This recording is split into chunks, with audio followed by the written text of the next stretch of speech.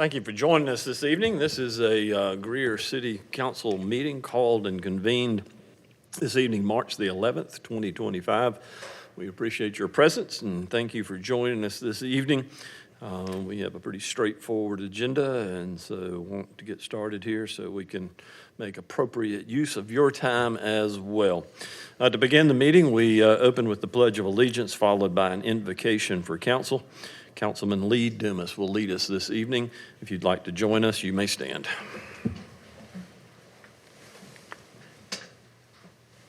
I pledge allegiance to the flag of the United States of America and to the republic for which it stands, one nation, under God, indivisible, with liberty and justice for all.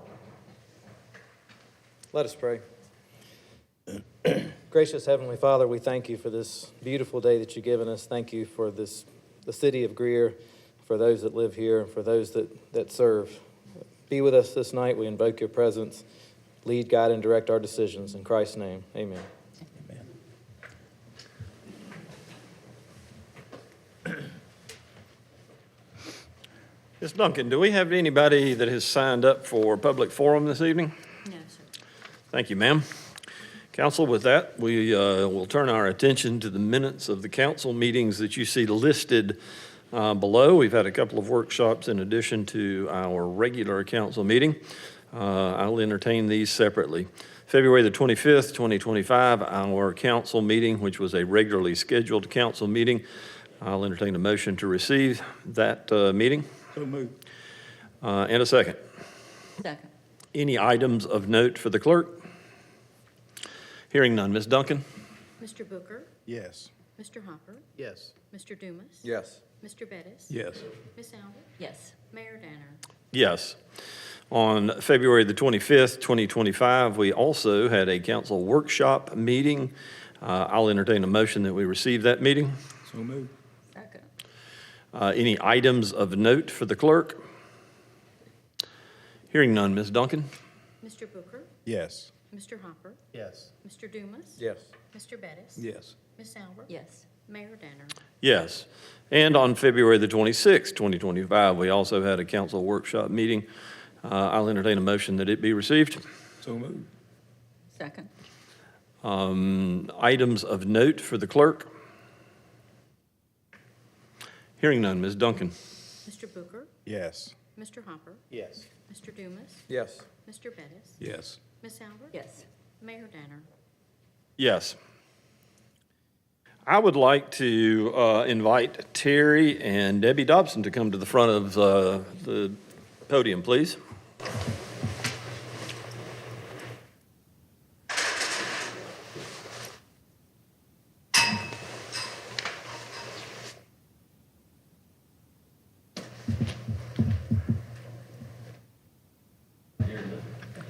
Middle.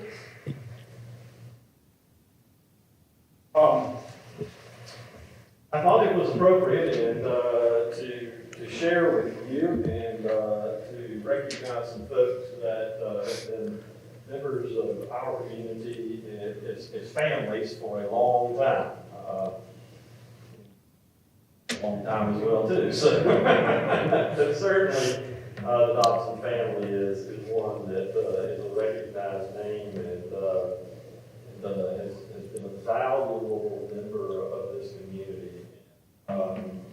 What I wanted to do tonight was to recognize their service to our community because their families and their stores at the store has, well, I say stores because there's been several locations. And I remember back at least as far as up here by the old fire station. I don't know, y'all were downtown before that, weren't you?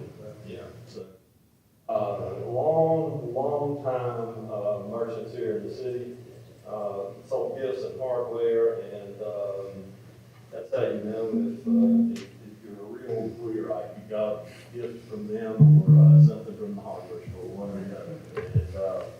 And we appreciate the fact that Sam is now employed here at the city and doing a great job for us, and this is kind of the end of an era. And we want to recognize Terry and Debbie tonight with the key to the city. And it says, let this key serve as a lasting token of sincere appreciation from Mayor Rick Danner and the Greer City Council to Terry and Debbie Dobson for making a positive impact on the Greer community through their unique family-owned business, Dobson's Gifts and General Hardware, which has had a presence in the city of Greer since 1945.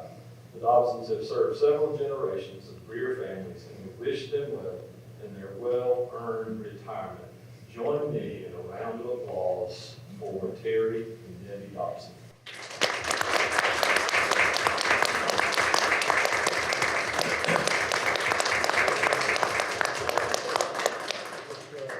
Mayor, council members, folks here, we just appreciate allowing our family to do business in Greer for 80 years, and we don't take it lightly. This is a very, very big honor. We certainly do appreciate it.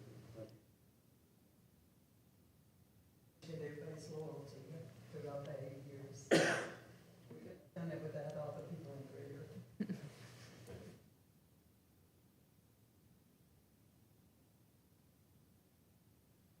Appreciate it.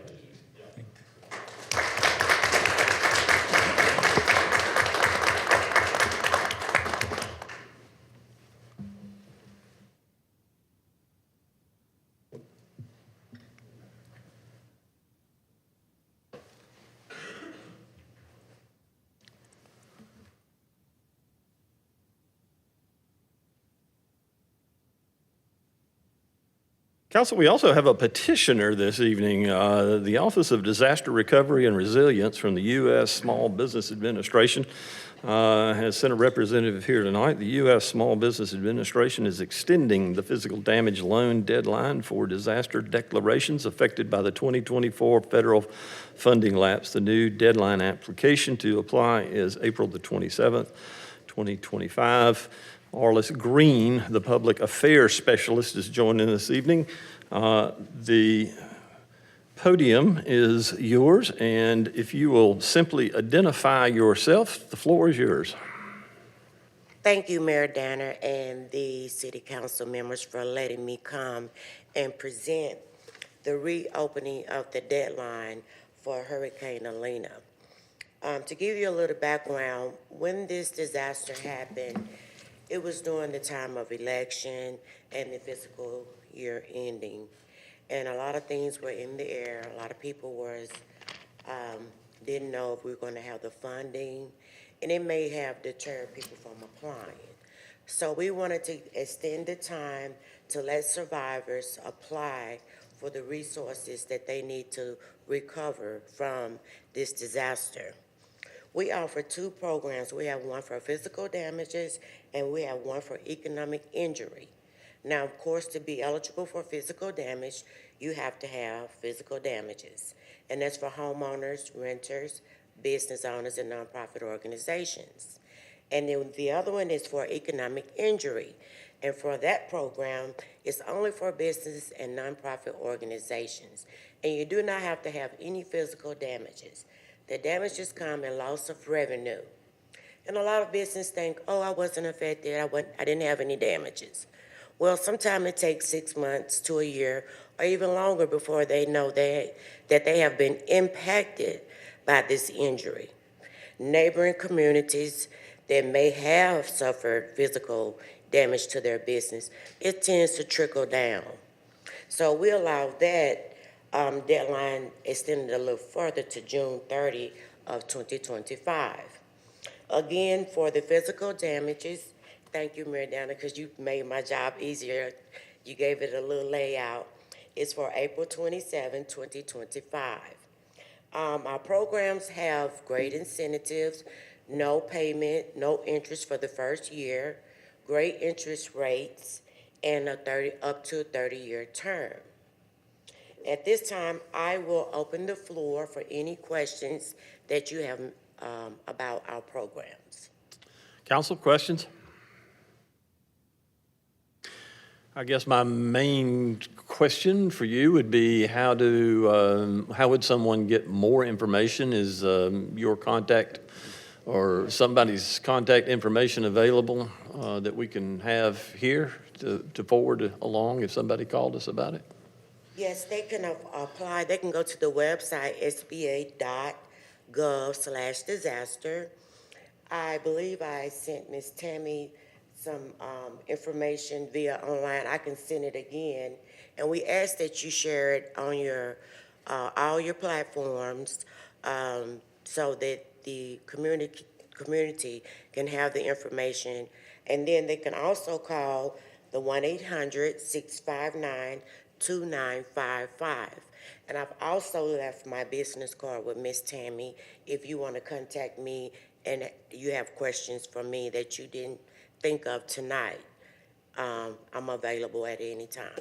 Okay, good. So we will identify somebody that will have that information if residents or businesses call. We will make sure that we link it appropriately, yes, sir. Okay, and we have a communications director with us this evening. Michelle will also be available to have that information, and we may be able to get that out in some of our regular communication with social media. That might be a good way of doing it as well, too. So we'll make sure everybody gets the message. How about that? Thank you. I really appreciate that. Thank you for coming and sharing with us. We appreciate it.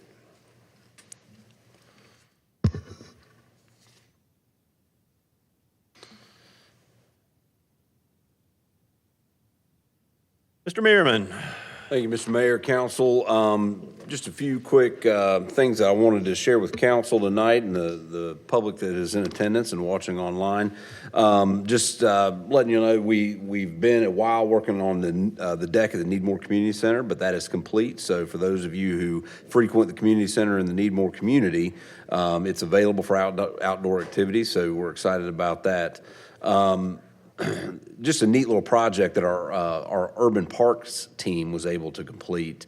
They actually did a patriotic painting project over at Veterans Park late last week. They planted 60 red, white, and blue azaleas in different patterns to match the patriotic foundations of the park.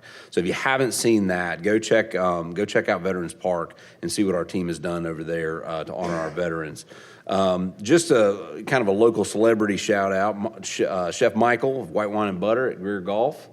Won the Food Network's Chopped TV show, and that was announced on March 4th. So congratulations to Chef Michael, who is rapidly becoming a fixture in our community and now a fixture at our golf course over at Greer Golf. So if you've not been over there to enjoy the menu at White Wine and Butter, I would highly recommend doing it.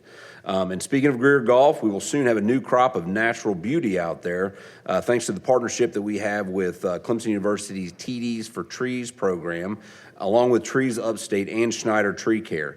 Volunteer from the Centennial Lions Club and the Gap Creek Club helped plant 21 new trees at our entrance, the driving range, and various spots along the course. So, so much of local government is partnerships from the federal government on down to volunteer community groups that plant trees. So thank you to all of our partners in helping bring that to fruition. Mr. Mayor, Council, that concludes my report. Thank you, sir. We appreciate it. And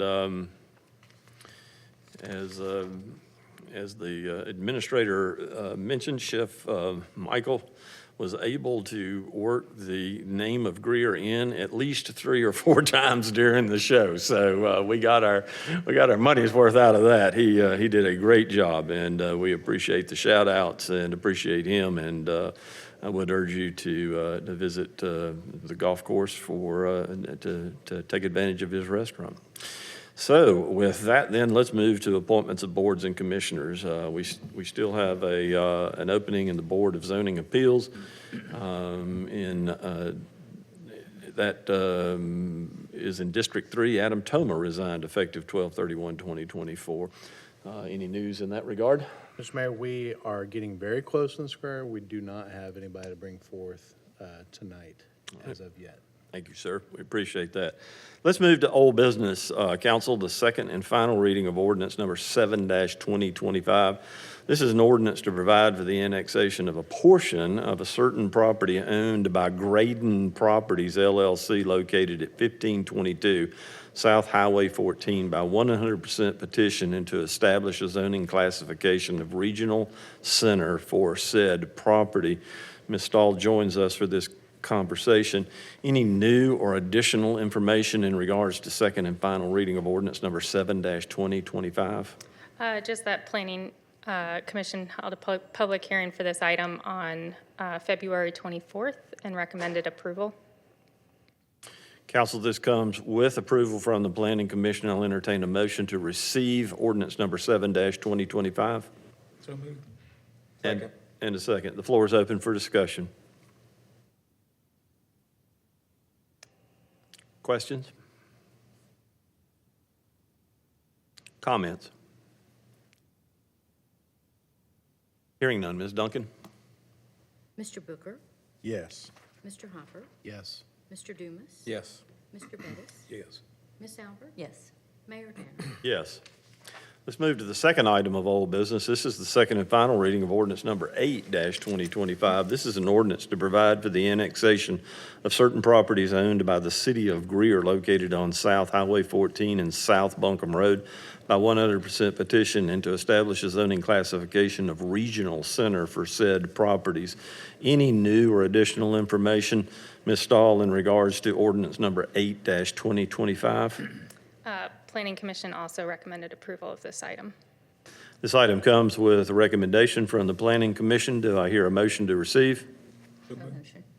Second. Motion and a second. The floor is open for discussion. Comments? Questions? Hearing none. Ms. Duncan? Mr. Booker? Yes. Mr. Hopper? Yes. Mr. Dumas? Yes. Mr. Bettis? Yes. Ms. Albert? Yes. Mayor Danner? Yes. Council, let's move to items of new business. This is the first reading of ordinance number 9-2025. This is an ordinance to change the zoning classification of a certain property owned by Sidney Ross Skinner and Allison M. Skinner located at 105 Ballinger Avenue from suburban neighborhood to traditional neighborhood. Ms. Stahl, would you give us an overview of this, please? Of course, this is docket number RZ 25-02. The address is 105 Ballinger Avenue. The existing zoning is suburban neighborhood, and the request is to rezone to traditional neighborhood. Here's the aerial. The parcel is approximately 2.24 acres. Here's the zoning map. The subject parcel and the surrounding zoning in orange are suburban neighborhood. The green across the street is medium-density residential. The purple parcels are office professional, and the Kelly green is traditional neighborhood. The future land use is downtown living. Here's a photo of the existing conditions. And for discussion, here's their building plan. And here are the lot standards for the current and the requested traditional neighborhood zoning district. Once again, the request is to rezone to traditional neighborhood. The request is compatible with the surrounding zoning and uses, therefore staff recommends approval. By show of hand, is the owner of the property or representative of the owner of property with us this evening? Are you available for questions if they come up? Okay, thank you. For the purpose of discussion, I'll entertain a motion to receive first reading of ordinance number 9-2025. So moved. Second. Have a motion and a second. Floor is open. Ms. Stahl, you want to give us an overview again of the suburban neighborhood as opposed to the traditional neighborhood? I know you showed it there for just a minute ago, and by name, it would seem appropriate that this area favors more of the traditional neighborhood, but we've addressed that in the UDO. So would you just give us an overview of that, please, ma'am? Sure. So the biggest difference is the density and the lot size. The minimum lot size for detached residential units in suburban neighborhood is 10,000 square feet. The side setbacks are also different. They're 10 feet in suburban neighborhood, and the rear setback is 15 feet. The density allowed is 4 dwelling units per acre. For a traditional neighborhood, the minimum lot size for a detached single-family is 5,000 square feet. The density is a little greater at 10 dwelling units per acre, but the side setbacks are 5 feet and the rear setbacks are 10 feet.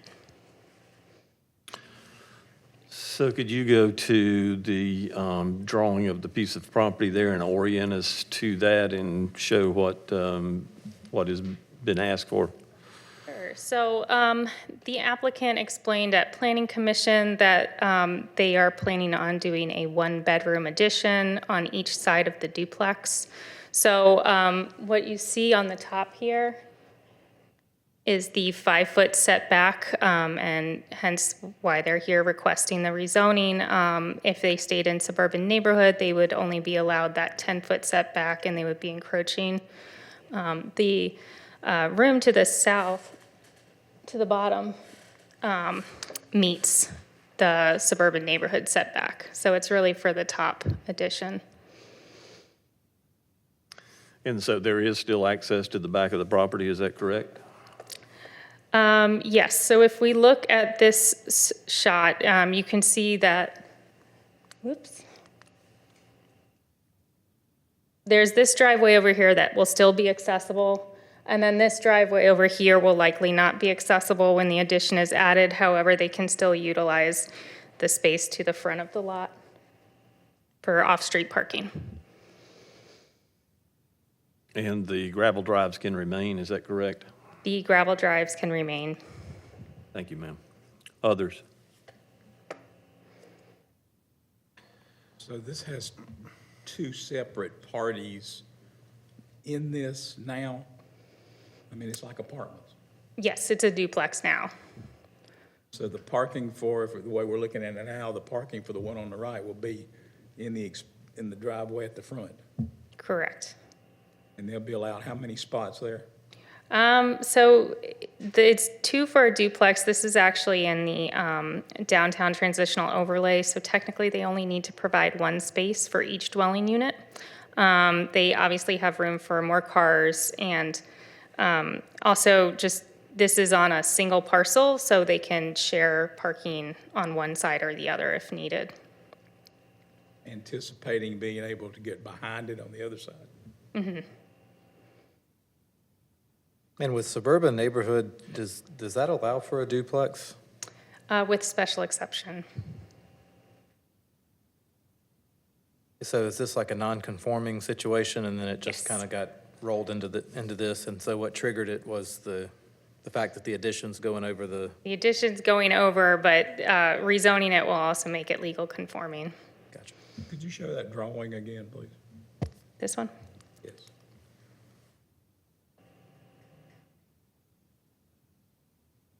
Also believe there's street parking along Ballinger, is there not? There is. Yeah, bad street parking. Yeah. Pretty tight. My impression, if I were gonna do this project, would be to go back instead of to the side. I don't really understand why you wouldn't utilize that space behind there. So you would have free and clear driveways on both sides, but not my choice. That would just seem to me to be a better use of the land. What are the options in front of the house? What could they do as far as parking? In the front, I mean, right now they can park, you know, a couple cars can probably pull in straight. There's also potentially room behind the unit that they can use for parking. I think that's what they do now, is they kind of pull behind all the way in on that driveway.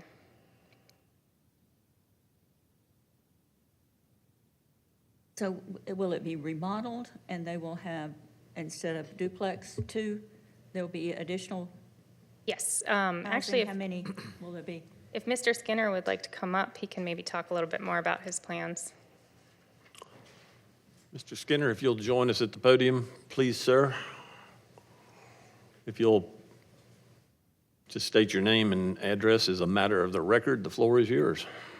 Ross Skinner, and address is 100 Yellowfin Court in Greer. Okay.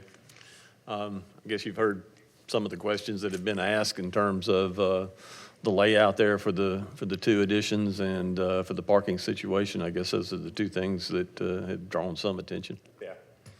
What I did is I've looked at several different ways. I did hire an architect to come in and look at it and look at the most cost-effective way and the most aesthetic, whatever the word is, you know, pleasing way to do it, you know, to make it look symmetrical, you know, and this is what he came up with. There is, and we did it this weekend because in the, meeting beforehand, the question about parking came up. And this weekend, we went out, we took pictures. I have 3 cars, and they're normal-sized cars. You got F-150, a Suburban, and a 4Runner parked can park easily on each side with plenty of room in the front and the back. Also, and go back to also, we were looking at possibly on this side over here, you could park 2 side by side on this front part. But to answer your question, yes, I'm remodeling it. Basically, we're gutting the whole thing. It all started when I had electrical issues, plumbing issues, and now that the tenants have moved out, they didn't get all their stuff out. We moved it out, and the floor was rotted in the back bedroom. I mean, I moved the bed, and I could see dirt. So it needs a lot of work, and that's what I'm trying to do is just fix it up. And right now, it's a 1-bedroom, 1-bath. And, you know, it's a little hard to rent 1-bedroom, 1-bath for downtown area. But, you know, my whole plan was to fix it up, make it nice. You know, like everything else downtown is going in that direction, and so that's what I'm trying to do. When you say parking two side by side, you talking in the yard or on the street or where? Well, as you see, this one has and it was this way when I bought it. I've had it about 20 years. This side has the, just concrete strips back through there, and the other side is gravel.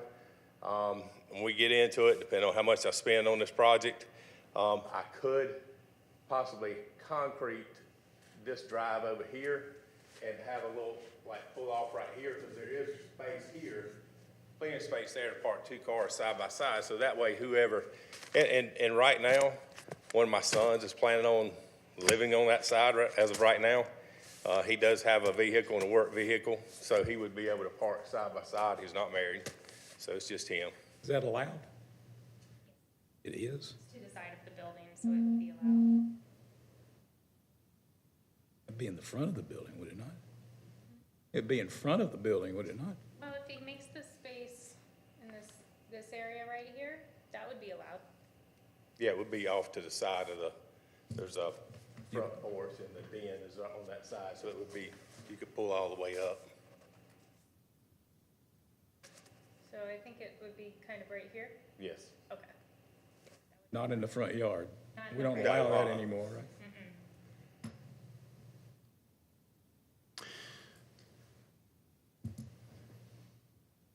So it's a duplex now. Will it continue to be a duplex? Yes, ma'am. Or- It'd okay, be the So it will same. just be a duplex? Yes, too? ma'am. Yeah. And you've already got, each side is a 1-bed, 1-bath now, Yes, sir. if it was working correctly. Yeah, if it was, yeah. Refresh my memory, there's 3 in a row right there? 2. 2. Okay. There's another one, this one is also a duplex. And then is that a house above it? No, there's a house on this end down here that's on the corner, and then there's, this is just a regular residential house on the Oh, left-hand okay. side. I was thinking there was a duplex as well. Okay. It fits the character of the neighborhood. I mean, we've talked about the street parking and on-off street parking and that sort of thing, but it fits the character of that street. It's right there behind the church. I think it's an appropriate use, and quite honestly, it probably should be traditional neighborhood instead of suburban anyway, so I think I'm in favor of it. Others, questions, comments to Mr. Skinner? Thank you, sir. We appreciate your time. Thank you. Motion and a second. Any further discussion? Questions? Comments?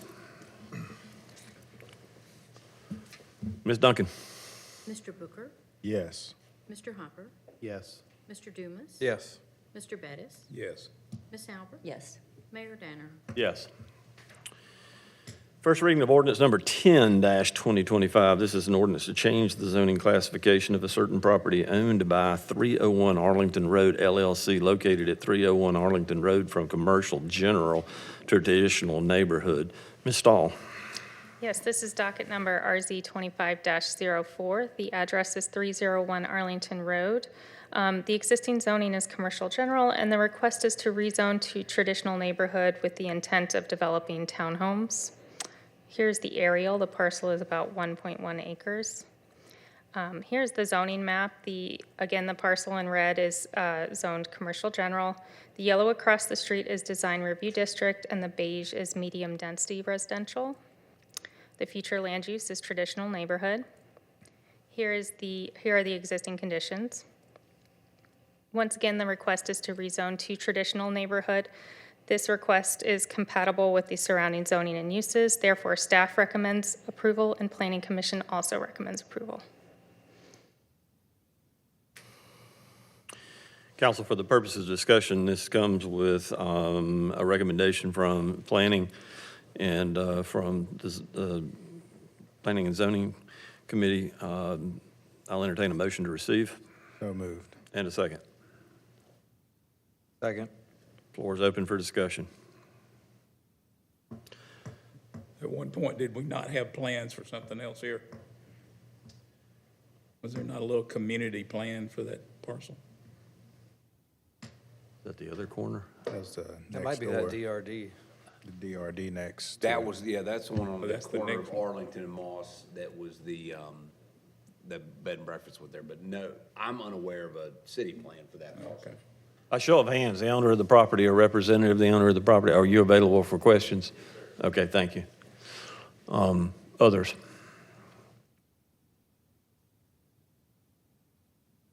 Do you want to share anything about the plan at this point? 9 townhomes, and they're going to be around $500,000 custom homes, so. Okay, thank you. Questions? So back to what we were saying a minute ago, is traditional neighborhood, right? Is that what they're requesting on this? Yes. And so what does that allow by right? So that is townhomes, duplexes, single-family detached. So they can have a density up to 10 units per acre. So for this parcel, it'd be 11 units. Their plan, I think, is for 7 or maybe 9. I believe you, what did you say, sir? 8? Is it 9? It's 9.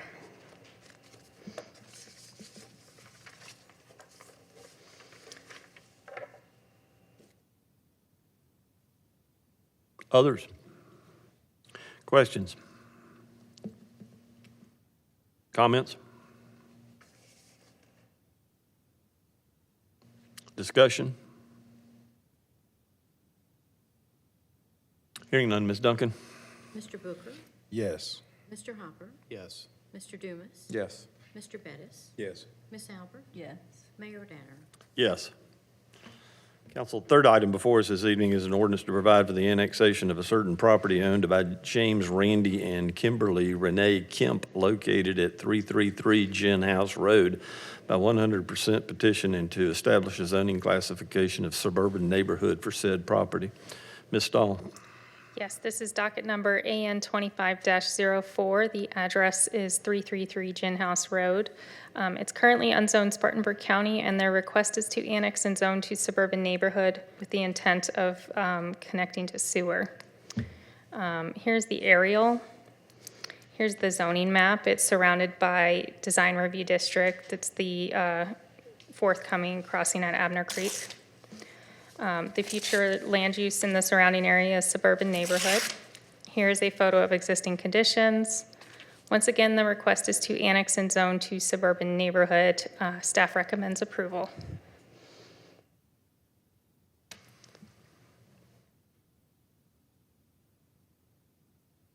For the purpose of discussion, I'll entertain a motion to receive 11-2025. So moved. I'll need a second. Second. Floor is open for discussion.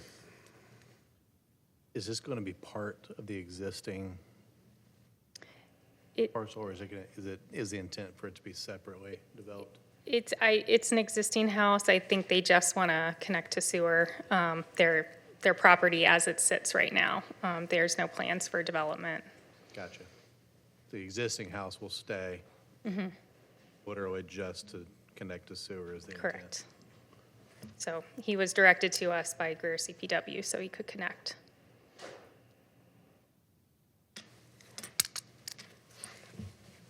Others? Comments? Questions? Discussion? Hearing none, Ms. Duncan? Mr. Booker? Yes. Mr. Hopper? Yes. Mr. Dumas? Yes. Mr. Bettis? Yes. Ms. Albert? Yes. Mayor Danner? Yes.